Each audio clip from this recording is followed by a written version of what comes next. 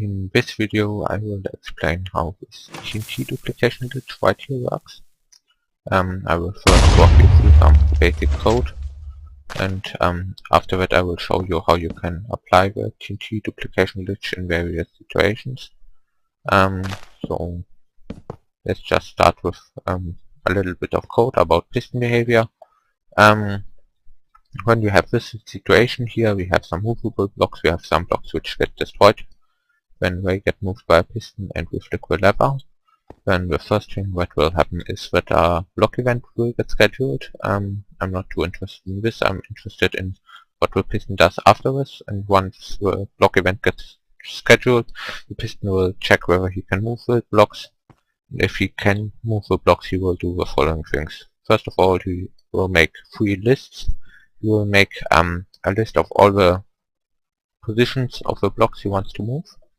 He will make a list of all the positions of the blocks he wants to destroy, and he will make a list of the types of the blocks he wants to move, and that is new in 1.9, but he also remembers whether this was an iron block and not just a position. So in this case, this piston would make 3 lists. One to move list, which would contain this position and this position of the 2 iron blocks. To destroy list, which would include the position of this Myren block, and a type list which would include iron block and iron block. And then he does 3 things. First of all, he destroys all the blocks from the to destroy list, so he gets rid of this Myren basically. And when the Myren gets destroyed, it will send out block updates to all the neighboring blocks directly next to it. That will become important a little bit later. And after he has destroyed all the blocks from the to destroy list, he will go through each block in the to move list to each position, and he will destroy the block and generate a block 36 of the type from the type list. So in this case, what would happen, first of all, this block gets processed, that's just the update order, and a new block 46 would get generated, and the block 36 would have the type which was stored in the previous list. When he would destroy the second iron block, and when he would generate another block 36, something that is new in 1.9, which wasn't there in the snapshots yet, was that when the iron block here gets destroyed, he does not send out normal block updates. I will come back to it also later, but that's also something which to keep in mind, that when the individual blocks moves, no block updates are sent, while when blocks are destroyed, block updates are sent. And so basically it just moves them along, and in the end the piston himself gets into this headless state and generates a piston head block 36. So and that's just normal piston behavior. So the Myren gets destroyed and the 2 iron blocks get moved, like we would expect it. Now we can look at this again in this case, and in this case something special will happen. So first of all, we will flick this lever and everything will turn on. He will get a block event, and he will make his free list with the positions, and in the type list he will store TNT block, because the only block which piston wants to move is a TNT block. So in the type list we will have TNT block. Okay, then he will go on to destroy all blocks which should get destroyed. So he will destroy this Myren, and when this Myren gets destroyed, it will send up block updates. When the block updates are get sent out, when the TNT block will ignite basically. And this piston was also buttered anyway.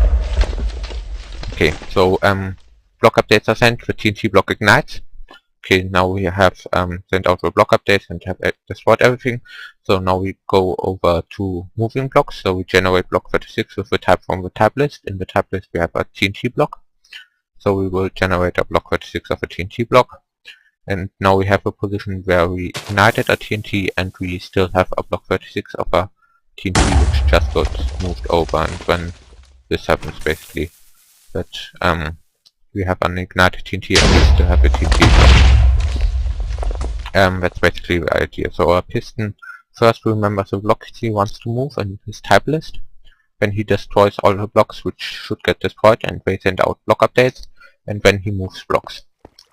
So for example here, what we have here is we have a piece of carpet, and we have some water below, and when we flick this lever, then this piston will first destroy the water, send out block updates to the carpet. If the water gets destroyed, then the carpet will have nothing underneath him, and then he will pop off basically. So we have first the water will get destroyed, and then the carpet will pop off. But since the carpet has already been remembered in the type list, because it happened before the destroying, the carpet will still move. And so if we flick this lever, then we should get a carpet item lying down here. So we have now a carpet item, and the carpet is still there. And we can push this back and forth, and then we basically have a carpet duplicator. So yeah, that's one example how you can use this glitch. Another example was shown by first in a video from Redstoner Hungry or something. I will link him. Which is basically if we activate this piston, then the piston will remember the whale. When he will destroy the pumpkin, the whale will drop, and then he will push down the whale because he remembered the whale, and this basically duplicates the whale. So if I push this, then we have a whale item lying down on the ground, and we still have a whale, and we basically duplicated the whale. Another thing right here is if we extend this piston, this is another bug, that this whale stays up here even though it shouldn't. So if this whale receives an update, it will instantly pop off. So this whale is currently buttered, and if we now flick this lever, then this piston will remember this whale, then he will destroy the sleeve block. The sleeve block will update the whale will pop off, but since the piston remembers the whale will still be there. Now we have two whales lying around here. Now this can get even more interesting in a chain, because if we do this right here and flick this lever, then what will happen? First the sleeve block gets destroyed, and he will update this whale. This whale will break, and when a whale breaks, it sends out updates, so it will send out updates to this whale. This whale will also break, send out updates to this whale. So all the 5 whales will break. But the piston also remembers all of the 5 whales, so if we flick this, then all 5 whales will get duplicated, and we will have 10 whales in total. Like that. And that's basically the duplication build. So what kind of blocks can we duplicate? 2 criteria are necessary. They need to be movable, and they need to do something instantly within a block update. So for example, we can't duplicate redstone torches because they are not movable. Redstone torches do have some absolutely instant behavior, which they do up on a block update, but they are not movable, so we can't duplicate them. Then we have blocks which are movable, but they don't instantly do something, but they just schedule something. For example, sand doesn't fall down instantly, but it schedules a tile tick, and only after the tile tick it falls down, and that's and then that's not really usable, because if you, for example, do this won't duplicate the sand, because what will happen is the piston will remember the sand, he will destroy the pumpkin, and this will update the sand, and when the sand updates, he will schedule a tile tick, so which will say that he wants to fall down later, and then the piston will move the sand, and generate a block 46 of the sand, and once the tile tick gets processed, the tile tick sees that there's no longer a sand block here, and then the tile tick will just disappear and do nothing. So this won't duplicate the sand, because the sand doesn't do something block update instantly. Same with pistons. Pistons only do something upon block events, and same with ice. Ice do something upon random block updates, and those are completely different from normal block updates. Random block updates don't count. So what we have left is blocks which are movable and which have interesting block update behavior instantly upon the block update. So for example, whales, carpet, TNT. I'll talk about sponge in a moment. These 5 blocks are movable, and they have some interesting behavior instantly on the updates. For example, carpet breaks and TNT ignites.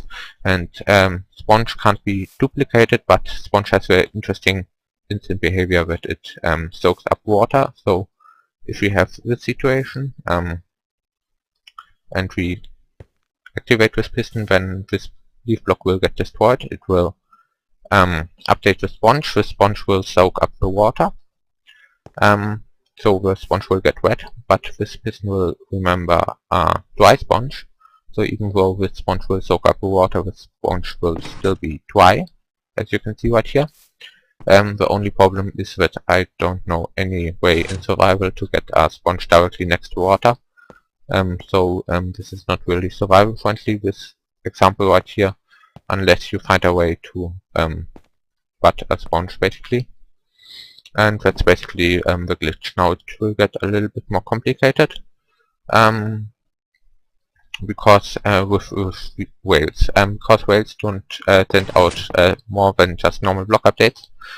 So if I destroy this block, this piston won't get destroyed because this block only sends out normal block updates when it gets destroyed, and normal block updates are only directly around him. But this whale sends out special updates also below the block, so it also sends out block updates to here.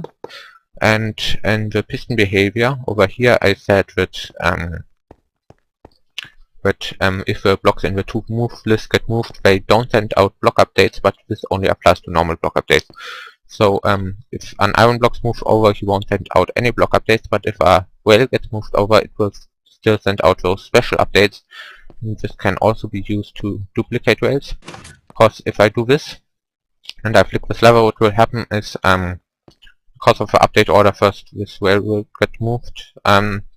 I don't want to go into update order right here, but anyway, and when this whale gets moved, it will send out the special block updates, and the special block updates are enough to update this whale.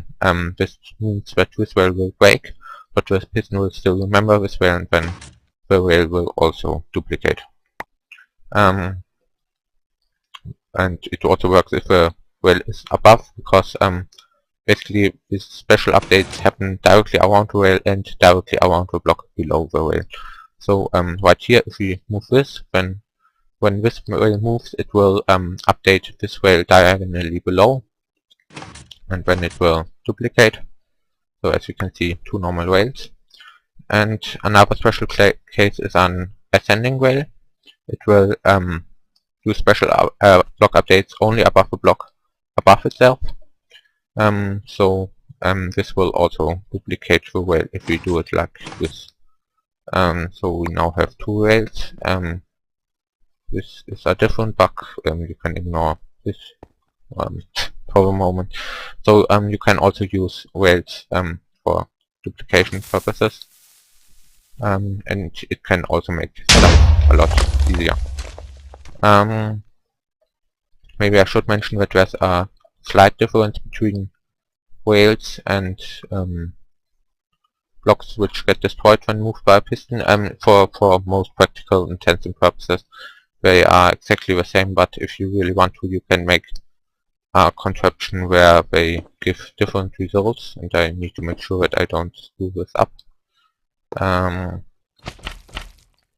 If I do something like this, this will duplicate the whale if I activate this piston, because first this cobweb will get destroyed, update this whale, and then this whale will break, but it will still be moved by the slime block up here, and then we will have two whales.